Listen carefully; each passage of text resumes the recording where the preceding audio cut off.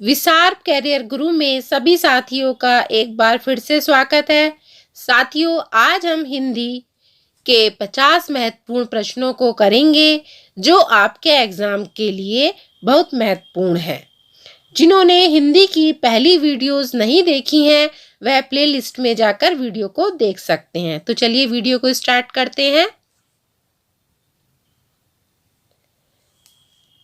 पहला प्रश्न है, एक मनई के दुई बेटवे रहीन, यह अवतरण हिंदी की किस बोली में है? तो ये किस बोली में है? तो साथियों यह है भोजपुरी से। अगला प्रश्न है, हिंदी का पहला नाटक है। तो हिंदी का जो पहला नाटक है, नाटक पूछा गया है, तो साथियों पहला नाटक है हमारा नहुस, ध्यान रखना। अगला प्रश्न है, कबीर दास की भाषा थी। अब बताइए कबीर दास जी हैं उनकी भाषा कैसी थी? उनकी भाषा थी सधु कंकड़ी। कबीर दास की भाषा थी, तो कबीर दास की जो भाषा थी वो कैसी थी? वो थी हमारी सधु कंकड़ी।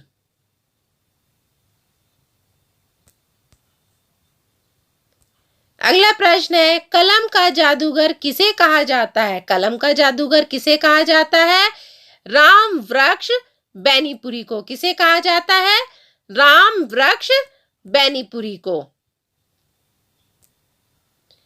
अगला प्रश्न है, प्रगतिवाद उपयोगितावाद का दूसरा नाम है।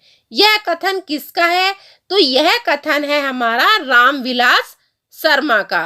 भाई प्रगतिवाद जो है वो उपयोगितावाद का दूसरा नाम है। यह कथन किसका है? रामविलास शर्मा का। अगला प्रश्न है, रामचरितमानस में कुल कितने कांड हैं? कांड पूछे हैं तो हमारे हैं 7। अगला प्रश्न है, हिंदी साहित्य के इतिहास के रचयिता कौन थे? आचार्य रामचंद्र शुक्ल। अगला प्रश्न है, गीत गोविंद किस भाषा में है? गीत गोविंद किस भाषा में है? संस्कृत भाषा में है। अगला प्रश्न है, लोक नायक किसको कहा जाता है? तो लोक नायक साथियों तुलसीदास जी को कहा जाता है। अगला प्रश्न है, इंद्रापति किसे कहा जाता है? इंद्रापति किसे कहा जाता है? विष्णु जी को। अगला प्रश्न है, पंचतंत्र क्या है? पंचतंत्र क्या है? एक कहानी संग्रह है। यहाँ कंफ्यूज मत हो जाना, यहाँ पे पंचतंत्र क्या है यह पूछा है, तो ये कहानी संग्रह है। हिंदी वर्णमाला में व्यंजनों की जो संख्या है वो कितनी है हिंदी वर्णमाला में? तो 33 व्यंजन है। अगला प्रश्न है, सूरदास का काव्य किस भाषा में है? ब्रज भाषा में है।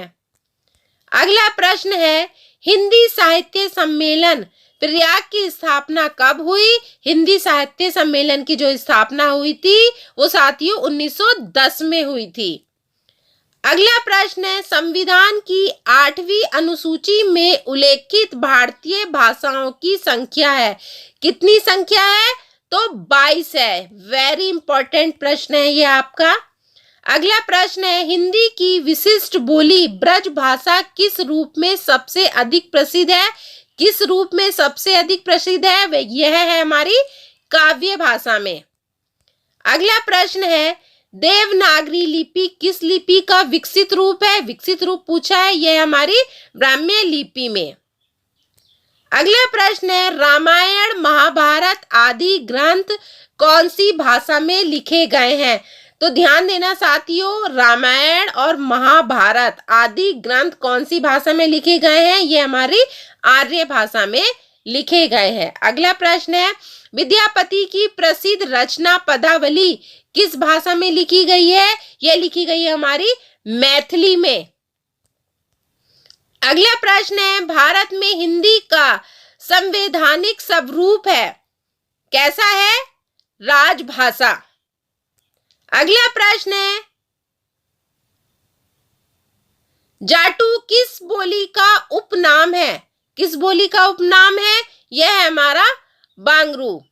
अगला प्रश्न है, संविधान के किस अनुच्छेद में कहा गया है संघ की राजभाषा हिंदी और लिपि देवनागरी होगी। तो किस अनुच्छेद में है? यह हमारा 343वें अनुच्छेद में कहा गया है। साथियों, ये आपके 50 के 50 प्रश्न एग्जाम के लिए महत्वपूर्ण प्रश्न है, इनको आप अच्छे से तैयार कर लेना। अगला प्रश्न है, हिंदी भाषा की व्युत्पत्ति कहां से हुई? यह हुई है हमारी सिंधु से। अगला प्रश्न है, वर्तमान हिंदी का प्रचलित रूप कैसा है? कैसा है? खड़ी बोली। अगला प्रश्न है, जिन ध्वनियों के संयोग से शब्दों का निर्माण होता है उन्हें कहते हैं हम वर्ण। अगला प्रश्न है, स्वरों की संख्या कितनी मानी गई है? स्वरों की संख्या कितनी मानी गई है साथियों? 11। अगला प्रश्न है, हिंदी मानक वर्णमाला में कितने वर्ण हैं? हिंदी मानक वर्णमाला में कुल कितने वर्ण हैं? 52। अंतःस्थ व्यंजनों की संख्या कितनी होती है? 4। अगला प्रश्न है, हिंदी वर्णमाला को कितने भागों में विभक्त किया गया है? कितने भागों में विभक्त किया गया है? ये 2 भागों में। कौन कौन से में? स्वर और व्यंजन में। अगला प्रश्न है, हिंदी वर्णमाला में स्पर्श व्यंजनों की संख्या कितनी है? 25। अगला प्रश्न है, मात्रा के आधार पर हिंदी स्वरों के 2 भेद कौन से हैं? हर्ष स्वर और दीर्घ स्वर। अगला प्रश्न है, 6 वर्ण किसके योग से बना है? कै प्लस सै से बना है। अगला प्रश्न है, हिंदी भाषा और साहित्य के लेखक हैं कौन है? श्याम सुंदर दास। अगला प्रश्न है, मनुष्य एक सामाजिक प्राणी है, यह किसने कहा था? यह कहा था हमारे अरस्तु ने। अगला प्रश्न है, भाषा किसे कहते हैं? भाषा किसे कहते हैं साथियों? ध्यान से समझिए। मनुष्य अपने मानसिक विचारों की अभिव्यक्ति के लिए जिस माध्यम का प्रयोग करता है वह भाषा कहलाती है। मतलब मनुष्य अपने मानसिक विचारों की अभिव्यक्ति के लिए जिस माध्यम का प्रयोग करता है वह भाषा कहलाती है। अगला प्रश्न है, भाषा शब्द की उत्पत्ति कहाँ से हुई है? तो कहाँ से हुई है? भाषा शब्द की उत्पत्ति संस्कृत के भास धातु से हुई है। ध्यान रखना, भास धातु से हुई है। अगला प्रश्न है, सामान्य शब्दों में हम भाषा को किस तरह से व्यक्त करेंगे? किस तरह से व्यक्त करेंगे? देखिए, भाषा वह साधन है जिसके द्वारा मनुष्य अपने भावों विचारों को बोलकर या लिखकर दूसरे मनुष्य तक पहुंचाता है। ठीक है ना? वह भाषा का साधन है। अगला प्रश्न है, भाषा को मोटे रूप में कितने भागों में बांटा गया है? कितने भागों में बांटा गया है? ये सभी को पता है। भाषा को मोटे रूप में 2 भागों में बांटा गया है, एक तो लिखित भाषा में और एक मौखिक भाषा में। एक तो लिखकर और बोलकर। अगला प्रश्न है, हिंदी भाषा का संबंध किस लिपि से है? तो हिंदी भाषा का जो संबंध है वो देवनागरी लिपि से है। अगला प्रश्न है, बोलने वालों की संख्या की दृष्टि से हिंदी का विश्व में कौन सा स्थान है? भाई, बोलने वालों की संख्या की दृष्टि से पूछा है तो विश्व में हमारा 3रा स्थान है। अगला प्रश्न है, सूरदास के काव्य किस भाषा में है? तो ध्यान देना, सूरदास के जो काव्य हैं वो किस भाषा में है? वो हमारे ब्रज भाषा में है। अगला प्रश्न है, कलाधर उपनाम से कविता कौन से कवि लिखते हैं? कौन से कवि लिखते हैं? जयशंकर प्रसाद। अगला प्रश्न है, रस निधि किस कवि का उपनाम है? किस कवि का उपनाम है? यह हमारा पृथ्वी सिंह। अगला प्रश्न है, प्रेमचंद्र के अधूरे उपन्यास का नाम है, क्या नाम है? मंगल सूत्र। अगला प्रश्न है, हिंदी का सर्वाधिक नाटककार कौन है? जयशंकर प्रसाद। अगला प्रश्न है, तुलसी कृत रामचरितमानस में कौन सी भाषा का प्रयोग किया गया है? तो कौन सी भाषा का प्रयोग किया गया है साथियों? अवधी भाषा का प्रयोग किया गया है। अगला प्रश्न है, एकांकी के जन्मदाता कौन है? कौन है? धर्मवीर भारती।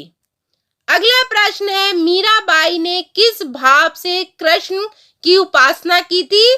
किससे की थी? माधुर्य भाव से। अगला प्रश्न है, रामचरितमानस का प्रधान रस है शांत रस। अगला प्रश्न है, सबसे पहले अपनी आत्मकथा हिंदी में किसने लिखी थी? सबसे पहले आत्मकथा हिंदी में डॉक्टर राजेंद्र प्रसाद ने लिखी थी। अगला प्रश्न है, हिंदी कविता का पहला महाकाव्य कौन सा है? तो पहला महाकाव्य पूछा है पृथ्वीराज रासो है। अगला प्रश्न है, हिंदी के सर्वप्रथम प्रकाशित पत्र का नाम क्या है? पहले वाला प्रकाशित पत्र का नाम क्या है? उदंत मार्तंड। अगला प्रश्न है, हिंदी साहित्य की प्रथम कहानी है, हिंदी साहित्य की जो प्रथम कहानी है वो कौन सी है? इंदुमती। तो साथियों, आज हमने 50 प्रश्नों को किया है, बिल्कुल सुपर फास्ट।